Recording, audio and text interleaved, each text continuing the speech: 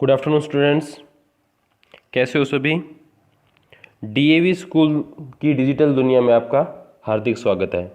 मैं रविंदर सिंह आज मैथमेटिक्स की पार्ट नंबर 6 की वीडियो लेकर आपके सामने हाजिर हो रहा हूं, जिसके अंदर हम जो मैट्रिक्स के ऑपरेशन कर रहे थे, मैट्रिक्स के ऊपर संक्रिया कर रहे थे, उनको आगे फर्दर डिस्कस करेंगे।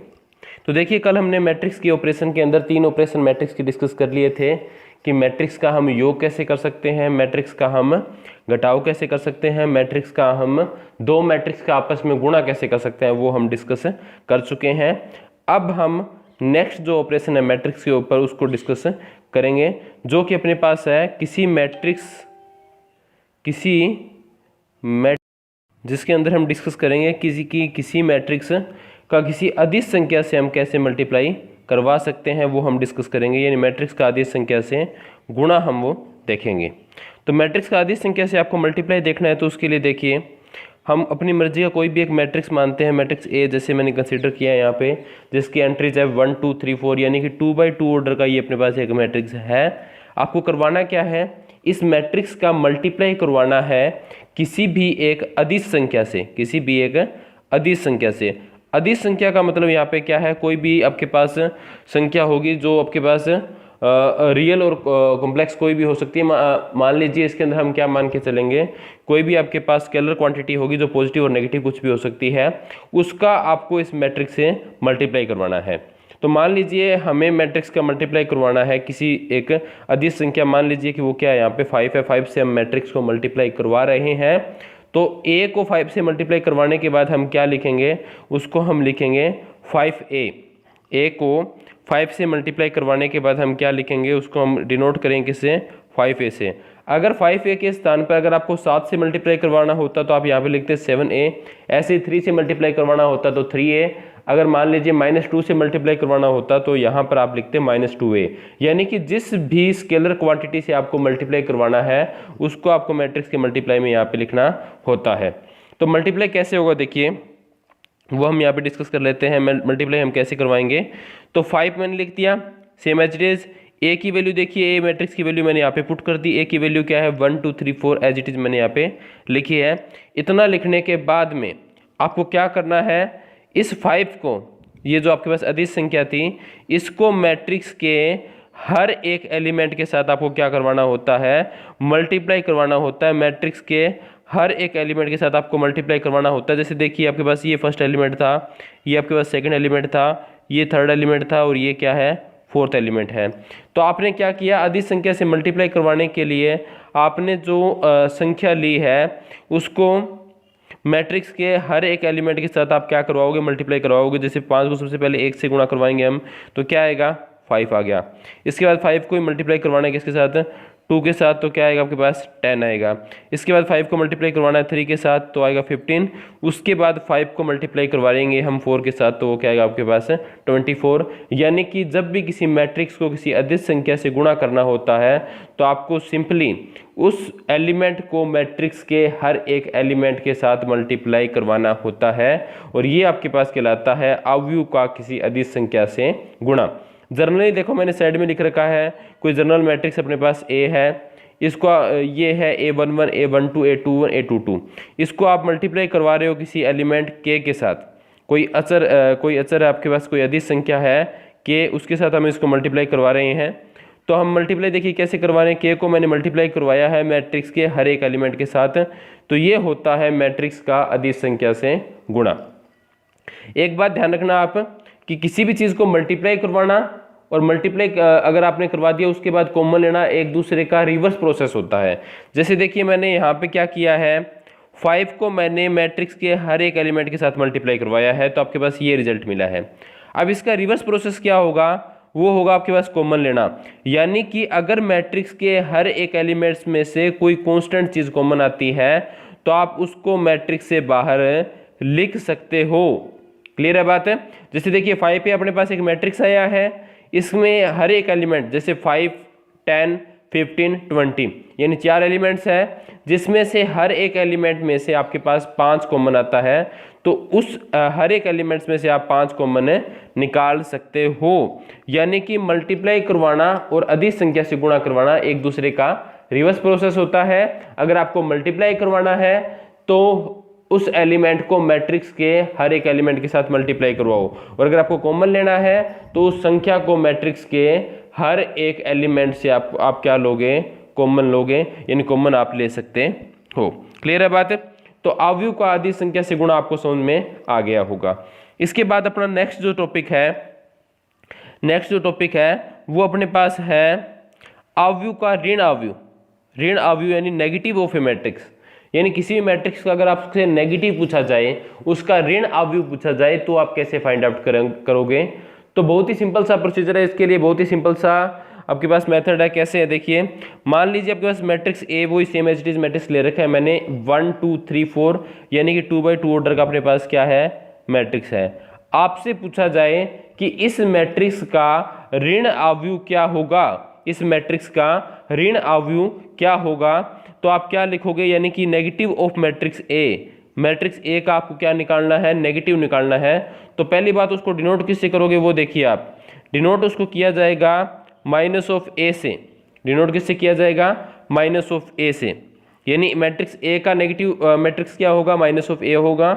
माइनस सेम अपनी जगह पे है, मैट्रिक्स ए की वैल्यू मैंने यहाँ पे पुट की है, देखो ध्यान से, मैट्रिक्स ए की वैल्यू मैंने यहाँ पे इस तरीके से पुट की है इसके अंदर मैट्रिक्स ए की वैल्यू। मैट्रिक्स ए की वैल्यू पुट करने के बाद यहाँ पे देखिए मैट्रिक्स के बाहर किसका निशान है, माइनस का निशान है। तो उस माइनस के निशान को हम मैट्रिक्स के माइनस का निशान है, इसका मतलब मैट्रिक्स के बाहर क्या आपके पास है, मैट्रिक्स के बाहर आपके पास -1 है। तो आप सिंपली इस माइनस को मैट्रिक्स के अंदर मल्टीप्लाई करवाओगे तो क्या आएगा, माइनस इंटू 1 -1, फिर ऐसे ही -2 -3 और -4। यानी कि किसी भी मैट्रिक्स का अगर आपको ऋण अवयव निकालना होता है तो उस मैट्रिक्स को आपको मल्टीप्लाई करवाना होता है -1 से। -1 से मल्टीप्लाई करवाने के बाद जो आपको मैट्रिक्स मिलता है वो उस मैट्रिक्स का ऋण अवयव यानी नेगेटिव ऑफ दैट मैट्रिक्स कहलाता है। क्लियर है बात? तो ये आपके पास मैट्रिक्स के ऊपर ऑपरेशन थे। सबसे पहले हमने जोड़ डिस्कस कर लिया था, उसके बाद हमने उसका मैट्रिक्स का घटाव यानी अंतर यानी माइनस डिस्कस कर लिया था, उसके बाद हमने मल्टीप्लाई डिस्कस कर लिया था, उसके बाद हमने डिस्कस कर लिया कि किसी अवयव को अगर आप एक अधिक संख्या से मल्टीप्लाई करवाओगे तो वो किस प्रोसीजर से करवाओगे, और लास्ट में हमने डिस्कस कर लिया भी अवयव का ऋण अवयव क्या होता है। ध्यान रखना, मैंने कल भी आपको बताया था मैट्रिक्स के अंदर डिवीजन का प्रोसेस नहीं होता। डिवीजन की जगह आपके पास क्या आएगा, व्युत्क्रम अवयव यानी इनवर्स ऑफ मैट्रिक्स आएगा, जो हम आरबीएससी के 5th चैप्टर में डिस्कस करेंगे, यानी कि राजस्थान बोर्ड की बुक के 5वें चैप्टर में हम व्युत्क्रम अवयव को डिस्कस करेंगे। क्लियर है बात? तो मैट्रिक्स के ऊपर जो ऑपरेशन है, संक्रियाएं हैं, वो हमने डिस्कस कर ली। अब इन संक्रियाओं की कुछ न कुछ प्रॉपर्टीज होती है, इन संक्रियाओं के कुछ न कुछ गुणधर्म होते हैं। वो गुणधर्म हम देखेंगे कि आपने जो आपके पास संक्रिया पढ़ी है, मेनली आपने 3 संक्रिया पढ़ी है। कौन कौन सी? मैट्रिक्स का योग आपने पढ़ा है, मैट्रिक्स का घटाव आपने पढ़ा है, मैट्रिक्स का गुणा आपने पढ़ा है। यानी कि मैट्रिक्स का योग देखिए, मैट्रिक्स का अंतर देखिए और मैट्रिक्स का गुणा देखिए। इन सब की कोई ना कोई प्रॉपर्टीज होती है, इनके गुणधर्म होते हैं। वो कौन कौन से गुणधर्म होते हैं? मल्टीप्लाई में, सब्ट्रैक्शन में और एडिशन में कौन सी प्रॉपर्टीज सेम रहती है, कौन सी प्रॉपर्टीज अलग अलग होती है, वो हम यहाँ पर अब डिस्कस करेंगे। तो सबसे पहली प्रॉपर्टी से हम शुरुआत करने जा रहे हैं मैट्रिक्स की प्रॉपर्टीज के अंदर। तो सबसे पहली प्रॉपर्टीज है वो आपके पास है क्रम विनिमयता यानी कम्यूटेटिविटी। यानी क्रम विनिमयता, देखिए क्रम का मतलब होता है ऑर्डर का मतलब होता है क्रम, विनिमय का मतलब होता है एक्सचेंज। यानी कि अगर आप ऑर्डर को इंटरचेंज करते हो, यानी जो आपके पास पहले है उसकी जगह आप दूसरा एलिमेंट लेके आओगे, और जो दूसरा है उसकी जगह अगर आप क्या लेके आओगे, पहला लेके आओगे, तो क्या कोई फर्क पड़ता है, नहीं पड़ता, वो हम डिस्कस करते हैं। सबसे पहले देखिए अवयव योग। तो जब आप मैट्रिक्स का जोड़ करते हो तो आपके पास जैसे 2 मैट्रिक्स आपके पास A + B, नोट करना यहाँ पे पहले मैंने मैट्रिक्स A को लिखा है, उसके बाद मैंने मैट्रिक्स B को लिखा है, उसके बाद उसका हम ऑर्डर चेंज कर रहे हैं। ऑर्डर चेंज करने का मतलब B + A कर रहे हैं। B + A का मतलब मैट्रिक्स B मैंने पहले लिख दिया, मैट्रिक्स A मैंने बाद में लिख दिया। यानी कि जो मैट्रिक्स पहले था उस मैट्रिक्स को मैंने बाद में लिख दिया, और जो बाद में था उसको मैंने पहले लिख दिया। यानी कि मैं ऑर्डर चेंज कर रहा हूँ यहाँ पे। तो ऑर्डर चेंज करने के बाद मैट्रिक्स के योग में कोई फर्क नहीं होता, यानी कि मैट्रिक्स का जो योग है वो क्रम विनिमयता नियम का पालन करता है। और आपको पता होगा कि जो आपके पास वास्तविक संख्या होती है, जैसे आपके पास मैं लिख रहा हूँ यहाँ पे वास्तविक संख्या होती है, वो भी जोड़ के अंदर क्रम विनिमयता नियम का पालन करती है। जैसे 5 + 6 है, वो आपको पता है क्या होता है, 6 + 5 आपको पता है हमेशा इक्वली होता है, यानी कि ऑर्डर चेंज करने से कोई फर्क नहीं पड़ता। वो सेम प्रॉपर्टी कौन होल्ड करता है, मैट्रिक्स का योग होल्ड करता है। यानी मैट्रिक्स अगर आप 5 की जगह मान लीजिए कोई मैट्रिक्स ए है, 6 की जगह मान लीजिए कोई मैट्रिक्स बी है, तो आप इनको अगर आप इंटरचेंज करते हो, यानी बी को आप पहले लिखते हो, ए को आप बाद में लिखते हो, तो मैट्रिक्स के योग में इसका कोई इफेक्ट नहीं पड़ता। यानी मैट्रिक्स का योग वास्तविक संख्याओं की तरह क्रम विनिमयता नियम का पालन करता है। क्लियर है बात। इसके बाद हम डिस्कस करते हैं, इसके बाद हम देखते हैं आपके पास कि अंतर के ऊपर ये चीज़ लागू होती है या फिर नहीं होती। कौन सा नियम, क्रम विनिमयता नियम। अपने पास प्रॉपर्टी अपने पास वही सेम है। अब देखेंगे हम घटाव के लिए। आपको पता है कि रियल, पहले हम चेक कर लेते हैं कि रियल नंबर में ऐसा होता है या नहीं होता। तो आपको पता है 5 - 6, ठीक है, वो कभी भी इक्वल नहीं होता 6 - 5 के। यानी कि वास्तविक संख्याओं के अंदर क्रम विनिमयता नियम का पालन नहीं होता घटाव के लिए, सब्ट्रैक्शन के लिए क्रम विनिमयता नियम का पालन नहीं होता। तो वो सेम बात ही इसके अंदर है। मैट्रिक्स के अंदर भी आपके पास क्रम विनिमयता नियम का पालन नहीं होता इन केस ऑफ सब्ट्रैक्शन, यानी कि डिफरेंस के केसेस में a - b कभी भी b - a के बराबर नहीं होता। ये आप कोई भी अपनी मर्जी के दो सेम ऑर्डर के मैट्रिक्स a और b कंसीडर करके पहले a - b फाइंड आउट कर सकते हो आप इजीली, क्योंकि मैंने कल आपको प्रोसेस बता दिया था। सेम वे में आप b - a फाइंड आउट कर सकते हो, वो भी आपने चेक कर लिया। और आप देखोगे a - b b - a के इक्वल नहीं आता, मोस्टली केसेस में नहीं आएगा। हो सकता है कोई एक्सेप्शनल केस ऐसा आ जाए जिसके अंदर ये चीज़ होल्ड करती हो, लेकिन आपके पास नियम है, ये गुणधर्म है, ये तभी माना जाएगा जब हर एक एग्जाम्पल के लिए वो चीज़ें ट्रू होती है। और जनरली a - b बराबर नहीं आता b - a के।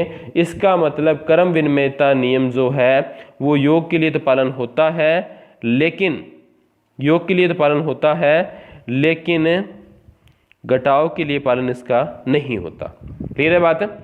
नेक्स्ट हम डिस्कस करते हैं कि मैट्रिक्स गुणन के अंदर ये चीज़ें आपके पास क्रम विनिमयता नियम जो आपके पास है वो होल्ड होता है या फिर नहीं होता। पहले हम देख लेते हैं कि क्रम विनिमयता नियम सेम ही चलेगा। देखिए पहले हम देख लेते हैं कि वास्तविक संख्या के अंदर ये चीज़ होल्ड होती है या फिर नहीं होती। वास्तविक संख्या में आपको पता होगा 2 × 3 इक्वल होता है 3 × 2 के। यानी कि वास्तविक संख्याओं में जो गुणन होता है उनके अंदर तो क्रम विनिमयता नियम का पालन होता है। बट अनफॉर्चुनेटली आप ये कह सकते हो कि मैट्रिक्स के अंदर क्रम विनिमयता नियम का पालन नहीं होता। कल याद करो जो आपके पास पार्ट नंबर 5 की वीडियो थी, उसके लास्ट एग्जांपल में मैंने पहले ए बी फाइंड आउट किया था, उसके बाद मैंने क्या फाइंड आउट किया था, बी ए फाइंड आउट किया था। ए बी और बी ए फाइंड आउट करने के बाद आपको पता चला होगा कि ए बी जो है वो बराबर नहीं आता किसके, बी ए के। अब ए बी बी ए के बराबर नहीं आता, यानी ए की जगह अगर आप बी लिखते हो, बी की जगह अगर आप ए लिखते हो, यानी क्रम को आप बदलते हो, एक्सचेंज करते हो, विनिमय करते हो। यानी कि क्रम विनिमयता अगर आप लगाते हो, क्रम विनिमयता अगर आप लगाते हो तो वो बराबर नहीं होती। इसका मतलब मैट्रिक्स का जो गुणा है वो क्रम विनिमयता नियम का पालन नहीं करता। एक्सेप्शनल किसी केस में हो सकता है ये चीज़ बराबर हो, लेकिन हमेशा नहीं होती। दैट्स वाई आप ये कह सकते हो कि क्रम विनिमयता नियम का पालन नहीं करता। नियम यानी गुणधर्म तभी बनेगा जब आप हर एक केस में उसको ट्रू शो करोगे। क्लियर है बात। तो मल्टीप्लाई के केस में ऐसा नहीं होता। आप कोई भी अपनी मर्जी का एग्जांपल कंसीडर करके देख सकते हो। उसके बाद नेक्स्ट प्रॉपर्टी है अपने पास साहचर्यता। साहचर्यता के अंदर आपके पास क्या होते हैं, 3 एलिमेंट होते हैं। साहचर्यता में कितने एलिमेंट होते हैं, 3 एलिमेंट्स होते हैं। तो साहचर्यता के अंदर देखिए a + b + c 3 मैट्रिक्स है अपने पास। पहले मैंने a और b का जोड़ किया है, उसके ऊपर ब्रैकेट लगा रखा है। उसके बाद जो राइट साइड में है पहले मैंने b + c का जोड़ किया है, उसके बाद मैंने a के साथ जोड़ किया है। यानी कि ऑर्डर तो वही रहेगा, सिर्फ ब्रैकेट का अंतर होता है। तो मैट्रिक्स योग के अंदर साहचर्यता नियम का पालन होता है। आप इजीली करके देख सकते हो, मैट्रिक्स योग के अंदर साहचर्यता नियम का पालन होता है। वास्तविक संख्याओं में भी होता है। आपको पता होगा जैसे 5 + 6 + 3 वो हमेशा बराबर आएगा आपके पास 5 + 6 + 3 के। ठीक है। यानी वास्तविक संख्याओं में शास्त्रीयता नियम का पालन होता है योग के लिए, और मैट्रिक्स के अंदर भी होता है। तो इस प्रॉपर्टी को आप ऐसे समझ सकते हो, देखिए 5 और 6 कितना होता है 11, 11 में 3 जोड़ोगे आप कितना आएगा 14 सॉरी, और इस साइड क्या आएगा 6 और 3 9, 9 और 5 कितना आएगा 14 आएगा। यानी रिजल्ट आपका वही रहेगा, यानी कि शास्त्रीयता नियम का पालन मैट्रिक्स योग के अंदर होता है। कोई भी अपनी मर्जी के 3 मैट्रिक्स आप कंसीडर कर सकते हो, उसके बाद आपको ये रिजल्ट मिल जाएगा। अब सब्ट्रैक्शन की अगर हम बात करें तो सब्ट्रैक्शन में ये प्रॉपर्टी होल्ड नहीं होती, ध्यान रखना। शास्त्रीयता नियम का पालन सब्ट्रैक्शन के अंदर यानी घटाव के अंदर नहीं होता। क्यों नहीं होता, देखिए पहली बात तो ये केस ही अलग होगा। यहाँ पे क्या है, देखो ब्रैकेट को अगर मैं हटाता हूँ तो ये आएगा a माइनस बी माइनस सी, यही चीज़ है। और राइट साइड की अगर हम बात करें तो वो क्या बनेगा, वो बनेगा a माइनस बी प्लस सी। क्या ये दोनों चीज़ आपस में बराबर हो सकती है? नहीं होगी। यानी कि जो आपके पास शास्त्रीयता नियम का पालन है वो आपके पास मैट्रिक्स के घटाव यानी मैट्रिक्स के अंतर के अंदर फॉलो नहीं होता। हाँ, गुणन के अंदर ये चीज़ फॉलो होती है। गुणन के अंदर कैसे होती है, क्योंकि देखिए मैंने गुणन के अंदर कब फर्क पड़ता है, मल्टीप्लाई के अंदर आपके पास क्रम का इफेक्ट होता है। यहाँ पे देखिए ABC है, पहले A आया है नंबर 1 पर, फिर क्या आया है नंबर 2 पे B आया है, नंबर 3 पे क्या आया है मैट्रिक्स C आया है। अब इस साइड भी देखिए आप 1 पे A ही है, 2 पे आपके पास B है, नंबर 3 पे कौन है C है। यानी मैट्रिक्स का जो ऑर्डर है उसमें कोई चेंज नहीं आया, सिर्फ ब्रैकेट का यूज मैंने किया है। तो जब तक आप मैट्रिक्स का ऑर्डर चेंज नहीं करते तो मल्टीप्लाई पे इसका कोई इफेक्ट नहीं होता। इसका मतलब जो आपके पास शास्त्रीयता नियम है वो आपके पास शास्त्रीयता नियम है वो मैट्रिक्स गुणन के अंदर फॉलो होता है। यानी कि शास्त्रीयता नियम की अगर मैं बात करूं पर्टिकुलर तो किस किस में लागू होता है, योग में लागू होता है, गुणा में लागू नहीं होता, और सॉरी अंतर में लागू नहीं होता और गुणा में लागू होता है। क्रम विनिमयता की बात करें तो जोड़ में होता है, गुणा में सॉरी अंतर में नहीं होता और गुणा में भी नहीं होता। ये चीज़ें आपको याद रखनी है। और बाई एग्जांपल आप अपनी मर्जी का मैट्रिक्स कोई भी 2 मैट्रिक्स या 3 मैट्रिक्स मान के आप इजीली ये चीज़ें वेरीफाई भी कर सकते हो, आप इजीली देख भी सकते हो। नेक्स्ट प्रॉपर्टी अपने पास आती है बंटनता यानी डिस्ट्रीब्यूटिविटी, जिसको आप क्या बोल सकते हो, डिस्ट्रीब्यूटिव प्रॉपर्टी। तो देखिए ये कैसे होगी आपके पास है, तो योग के अंदर आपके पास है जो आपके पास बंटनता है वो डिफाइंड नहीं है, अंतर के अंदर भी बंटनता डिफाइंड नहीं है। कैसे डिफाइंड नहीं है, क्योंकि जो आपके पास डिस्ट्रीब्यूटिव प्रॉपर्टी होती है उसके अंदर आपके पास 2 ऑपरेशन होते हैं, ठीक है। अकेले योग से नहीं होगा, अकेले सब्ट्रैक्शन से भी नहीं होगा और अकेले मल्टीप्लाई से भी नहीं होगा, नो डाउट। लेकिन मैंने मल्टीप्लाई में मैंने लिख रखा है क्योंकि ये चीज़ मैं इसके अंदर इंक्लूड कर लूँगा। यहाँ पे जो डिस्ट्रीब्यूटिव प्रॉपर्टी होती है उसके अंदर एक साथ 2 ऑपरेशन होते हैं, यानी प्लस के साथ में गुणा आएगा या फिर माइनस के साथ में गुणा आएगा, ठीक है। तो जो आपके पास डिस्ट्रीब्यूटिव प्रॉपर्टी होती है उसके अंदर 2 ऑपरेशन एक साथ चलते हैं। तो अकेले जोड़ में डिफाइंड नहीं कर सकते, अकेले घटाव में डिफाइंड नहीं कर सकते, अकेले गुणा में डिफाइंड नहीं कर सकते।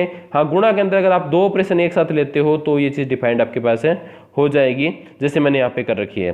देखिए ए मैट्रिक्स था, फिर ब्रैकेट लगाया मैंने, यानी कि यहाँ पे क्या यूज़ किया मैंने, यहाँ पे क्या यूज़ किया है, यहाँ पे मैंने मल्टीप्लाई यानी गुणा यूज़ किया है। क्लियर है बात?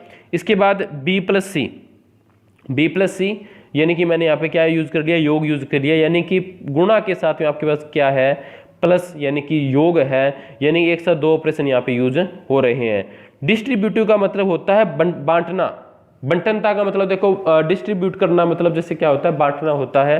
तो वैसे ही क्या होगा, ये गुणा था आपके पास, ब्रैकेट के अंदर आपके पास योग था, यानी कि ब्रैकेट के अंदर आपके पास 2 मैट्रिक्स थे और दोनों के ऊपर कंबाइन रूप से मैंने बार क्या लगा रखा है, मल्टीप्लाई में मैट्रिक्स ए यूज कर रखा है। तो जो आपके पास गुणा होगा, मल्टीप्लाई होगा, वो आपके पास क्या हो जाएगा, बंट जाएगा, डिस्ट्रीब्यूट हो जाएगा। यानी ए का मल्टीप्लाई पहले क्या हो जाएगा, बी के साथ हो जाएगा, ए बी हो गया, फिर प्लस एज इट इज रहेगा। उसके बाद क्या आएगा, ए का मल्टीप्लाई सी के साथ जाएगा तो क्या आएगा, ए सी होगा। और मैट्रिक्स के अंदर जो आपके पास है वो डिस्ट्रीब्यूटिव प्रॉपर्टी भी होल्ड होती है। क्लियर है बात है? यानी मैट्रिक्स में बंटनता का नियम का पालन होता है। ये आपके पास प्रॉपर्टी नंबर थी 3। आप कोई भी अपनी मर्जी के 3 मैट्रिक्स कंसीडर करके इसके एग्जाम्पल बना के देख सकते हो। इसके बाद में है नेक्स्ट प्रॉपर्टी आपके पास जिसको आप बोल सकते हो योज्य तत्समक। तो देखिए योज्य तत्समक की अगर हम बात करें, जिसको आप क्या बोलोगे, एडिटिव आइडेंटिटी बोलेंगे। योज्य तत्समक यानी एडिटिव आइडेंटिटी। देखिए 11th क्लास में मैंने आपको चैप्टर नंबर 5 करवाया था, आपको याद होगा, कॉम्प्लेक्स नंबर। उसके अंदर हमने योज्य तत्समक वगैरह डिस्कस किया था सम्मिश्र संख्याओं के लिए। योज्य तत्समक वगैरह हमने डिस्कस कर लिया था किसके लिए, सम्मिश्र संख्याओं के लिए हमने यहाँ पे डिस्कस किया था। तो उसी वे में हम देख रहे हैं कि यहाँ पे योज्य तत्समक का मतलब क्या होता है। देखिए योज्य तत्समक कोई भी पहले बात कर लेते हैं, जैसे मैं रियल नंबर के ऊपर बात कर लेता हूँ। जैसे अपने पास कोई एलिमेंट है 5, मैं लिख रहा हूँ यहाँ पे कोई एलिमेंट है 5, और योज्य का मतलब जोड़ के लिए डिस्कस कर रहे हैं पहले, तो प्लस का मैंने निशान लगा दिया, यहाँ पे मैंने खालिस्तान छोड़ा है, और रिजल्ट अपना आना चाहिए 5। समझ गए? यानी कि 5 के अंदर आपको एक ऐसी संख्या जोड़नी है, 5 के अंदर आपको एक ऐसी संख्या जोड़नी है जिसको जोड़ने के बाद जो आपके पास संख्या है उसके मान में कोई परिवर्तन नहीं होता है, यानी 5 का रिजल्ट क्या रहेगा, 5 ही रहेगा। तो आपको पता है क्या जोड़ें, इसके अंदर भी हमेशा क्या रहेगा, 5 रहेगा। तो आपको क्या ऐड करना पड़ेगा, आपको पता है 0। तो यहाँ पे जो 0 होता है इसको बोलते हैं हम योज्य तत्समक। क्या बोलते हैं उसको, हमें योज्य तत्समक। तो योज्य तत्समक की डेफिनेशन क्या होगी बताइए। योज्य तत्समक होगा किसी भी संख्या के लिए योज्य तत्समक वह अवयव होता है जिसे यदि आप उस संख्या में जोड़ें, तो उस संख्या के मान में कोई परिवर्तन नहीं होता है। तो उस एलिमेंट को हम क्या बोलते हैं, योज्य तत्समक बोलते हैं। ये मैंने एग्जांपल दिया है वास्तविक संख्याओं के केस का। अब हम यहाँ पे सेम चीज डिस्कस करेंगे किसके लिए, मैट्रिक्स के लिए। यानी कि किसी भी मैट्रिक्स के अंदर आप ऐसा क्या जोड़ोगे, किसी मैट्रिक्स में ऐसा आप क्या जोड़ोगे कि उस मैट्रिक्स के मान में कोई परिवर्तन नहीं आता है, तो उस मैट्रिक्स को आप क्या बोलते हो, उस मैट्रिक्स का योज्य तत्समक बोलते हो। तो आपको पता है कोई भी मैट्रिक्स है, जैसे मैट्रिक्स ए मान लिया, जिसका ऑर्डर कुछ भी हो सकता है, तो आपको पता है कि उसी कोटि का आप क्या ले सकते हो, शून्य अवयव ले सकते हो। शून्य अवयव यानी कि जीरो मैट्रिक्स मैंने आपको बताया था, डायरेक्ट ओ से आप उसको रिप्रेजेंट कर सकते हो। उसी ऑर्डर का शून्य अवयव अगर आप लेते हो और उसको उस मैट्रिक्स में जोड़ते हो तो उस मैट्रिक्स के मान में कोई परिवर्तन नहीं आएगा। जैसे मैंने यहाँ पे एग्जाम्पल ले रखा है, एग्जाम्पल से क्लियर हो जाएगी आपको ये बात। देखिए मैट्रिक्स है अपने पास ए कोई मैट्रिक्स है जिसमें क्या है, एलिमेंट है 2 3 1 4, 4 एलिमेंट अपने पास है। इसका ऑर्डर क्या है, 2/2 है, 2/2 है। अब आपको इसके लिए योज्य तत्समक निकालना है। तो योज्य तत्समक की डेफिनेशन मैंने अभी आपको करवाई थी कि किसी भी संख्या के लिए योज्य तत्समक वह संख्या होती है जिसे यदि आप उसके अंदर जोड़ते हो तो उसके मान में कोई परिवर्तन नहीं आना चाहिए। तो अब हम बात कर रहे हैं मैट्रिक्स की। तो मैट्रिक्स के लिए योज्य तत्समक की डेफिनेशन क्या बनेगी, किसी भी मैट्रिक्स के लिए योज्य तत्समक वह मैट्रिक्स होता है, क्योंकि मैट्रिक्स के अंदर तो हम मैट्रिक्स ही जोड़ सकते हैं, वो भी किस ऑर्डर का, सेम ऑर्डर का। किसी भी मैट्रिक्स के लिए योज्य तत्समक वह मैट्रिक्स होता है, वह अवयव होता है जिसे यदि आप उस मैट्रिक्स में जोड़ें, यानी देखिए यहाँ पे मैंने शून्य मैट्रिक्स लिए उसी ऑर्डर का, ये 2/2 ऑर्डर का था, तो 2/2 ऑर्डर का है, तो मैंने शून्य अवयव किस ऑर्डर का लिया है, 2/2 ऑर्डर का ही लिया है, जिसे यदि आप उस मैट्रिक्स में जोड़ें। देखिए मैंने यहाँ पे क्या किया है, मैट्रिक्स ए के अंदर मैंने शून्य अवयव को जोड़ा है, मैट्रिक्स ए के अंदर मैंने शून्य अवयव को ऐड किया है। यहाँ पे देख सकते हो आप इजीली। ऐड करने के बाद आपको पता है कोरेस्पोंडिंग एलिमेंट्स को जोड़ना होता है, संगत अवयवों को जोड़ेंगे। 2 में 0 जोड़ोगे क्या आएगा, 2 ही आएगा। 3 में 0 जोड़ोगे 2 ही आएगा। 1 में 0 जोड़ोगे 1 ही आएगा, और 4 में 0 जोड़ोगे कितना आएगा, 4 ही आएगा। तो ये जो आपके पास मिला है इसमें और मैट्रिक्स ए में देखिए कोई डिफरेंस है या सेम है, तो आपका आंसर होगा सेम है सर। अगर ये दोनों सेम है तो इसको आप मैट्रिक्स ए बोल सकते हो ना, बोल सकते हो इजीली। यानी कि मैट्रिक्स ए में मैंने दूसरा मैट्रिक्स जोड़ा, कौन सा, उसी ऑर्डर का शून्य अवयव, और जोड़ने के बाद में मैट्रिक्स का जो मान है उसके अंदर किसी भी प्रकार का कोई परिवर्तन नहीं होता है। इसका मतलब जो आपके पास शून्य अवयव है वो उस मैट्रिक्स के लिए किसका काम करेगा, तत्समक का काम करेगा, तत्समक का काम इसके अंदर वो करेगा। तो क्लियर है बात, योज्य तत्समक आपको समझ में आ गया होगा। योज्य तत्समक का मतलब क्या होता है कि आप एक ऐसा मैट्रिक्स जोड़ोगे जिसको जोड़ने के बाद मैट्रिक्स के मान में कोई परिवर्तन नहीं आए, तो वो मैट्रिक्स क्या होता है, उसी ऑर्डर का। ये नोटिस करना है आपको, उसी ऑर्डर का, क्योंकि जोड़ना है, जोड़ने के लिए नेसेसरी कंडीशन होती है क्रम बराबर होना चाहिए। तो उसी ऑर्डर का आप क्या लेते हो, शून्य अवयव। यानी अगर आपसे पूछा जाए कि 2/3 ऑर्डर का कोई मैट्रिक्स है आपके पास, उसके लिए योज्य तत्समक क्या होगा, तो आपका आंसर होना चाहिए सर 2/3 ऑर्डर का ही शून्य अवयव उस मैट्रिक्स के लिए योज्य तत्समक का काम करेगा। क्लियर है बात। इसके बाद नेक्स्ट आपके पास है योज्य प्रतिलोम। प्रतिलोम का मतलब एडिटिव इनवर्स। अब देखिए प्रतिलोम हम यहाँ पे डिस्कस करेंगे। तो वैसे वो कैसे करेंगे, देखिए योज्य प्रतिलोम की अगर हम बात कर रहे हैं, अब योज्य प्रतिलोम है, इसको थोड़ा सा आपको ध्यान से समझना पड़ेगा, ठीक है। तो पहले मैं आपको रियल नंबर का एग्जांपल दे देता हूँ, वहाँ से आपको थोड़ा बहुत आइडिया लग जाएगा कि आपके पास है जो प्रतिलोम होता है उसका मतलब क्या होता है। जैसे बात करते हैं हम, आपके पास कोई संख्या है, कोई नंबर है, रियल नंबर के अंदर कोई संख्या आपके पास है 5 है, मान लीजिए 5 कोई आपके पास संख्या है, इसके अंदर आपको कोई संख्या जोड़नी है, ठीक है। जोड़ने के बाद आपको जो रिजल्ट है वो मिलना चाहिए तत्समक। तत्समक आपको पता है क्या होता है, शून्य होते हैं ना, तो आपको क्या होना चाहिए, शून्य मिलना चाहिए, ठीक है। तो आप इजीली सोच सकते हो, आप आराम से इसको सोच सकते हो कि 5 के अंदर हम क्या जोड़ें कि उसका रिजल्ट हमें क्या मिले, शून्य मिले। तो आपको पता है 5 के अंदर आपको क्या जोड़ना पड़ेगा, -5 जोड़ना पड़ेगा। तो यहाँ पे जो -5 आया है, इस -5 को आप क्या बोलते हो, योज्य बोलते हो आप इसको प्रतिलोम। तो अब योज्य प्रतिलोम की डेफिनेशन को सुनना ध्यान से। योज्य प्रतिलोम क्या होता है, किसी भी संख्या के लिए योज्य प्रतिलोम वह अवयव होता है जिसको, योज्य का मतलब जोड़ की बात करेंगे, जिसको यदि आप उस संख्या में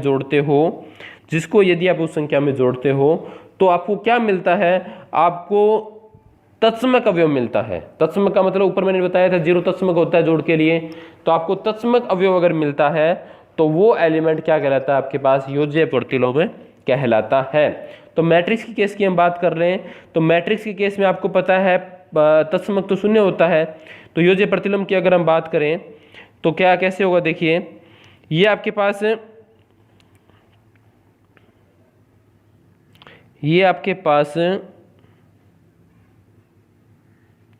कोई मैट्रिक्स ए है, इस मैट्रिक्स ए के अंदर आपको एक ऐसा मैट्रिक्स जोड़ना है, इस मैट्रिक्स ए के अंदर आपको एक ऐसा मैट्रिक्स जोड़ना है जिसको जोड़ने के बाद आपको तत्समक यानी कि शून्य अवयव मिले। तो क्लियर है बात, आपको पता ही होगा, आइडिया लग गया होगा कि किसी भी मैट्रिक्स के अंदर आपको एक ऐसी संख्या जोड़नी है कि जिसको जोड़ने के बाद आपको क्या मिले, शून्य मिले। तो आप उस संख्या का नेगेटिव ही जोड़ सकते हो। जैसे 5 की अगर मैं बात करूँ, 5 में क्या जोड़ें कि शून्य हो जाए, तो आपको -5 ही जोड़ना पड़ेगा। तो सेम मैट्रिक्स के अंदर फॉलो होता है, ए कोई मैट्रिक्स है उसमें हम क्या जोड़ें कि शून्य मिले, तो आपको माइनस से जोड़ना पड़ेगा।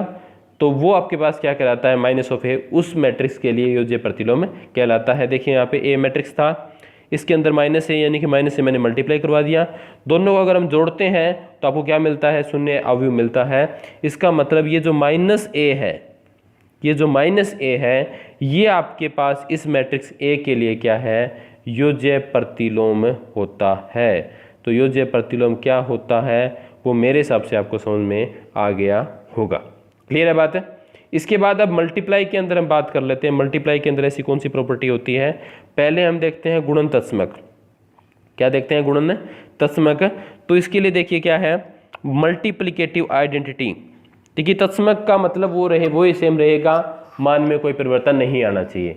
पहले योज्य था तो मैंने जोड़ किया था, अब गुणन है तो मैं गुणा करूंगा। एग्जाम्पल पहले हम रियल नंबर से शुरू कर लेते हैं। मान लीजिए आपके पास कोई संख्या है, कौन सी, 5 है मान लीजिए, 5 कोई आपके पास नंबर है, इसको आपको एक ऐसी संख्या से मल्टीप्लाई करवाना है कि आपके पास इसका रिजल्ट क्या रहे, 5 ही रहे। तो आपको पता है इसको किससे मल्टीप्लाई करवाएंगे, इसके मान में कोई परिवर्तन नहीं आएगा। तो आपका आंसर होगा सर 1 से मल्टीप्लाई कराओ।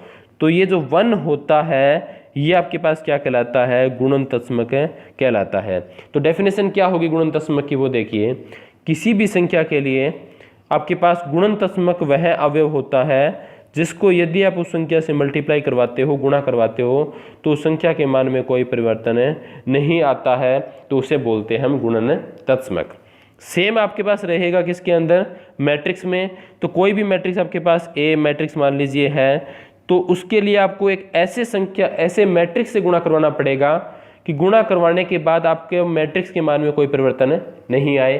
तो आपको पता है कि जैसे संख्या के लिए आपको, जैसे 3 है, 3 को अगर आपके लिए गुणन तत्समक देखना है तो आपको 1 से यानी इकाई से मल्टीप्लाई करवाना पड़ेगा।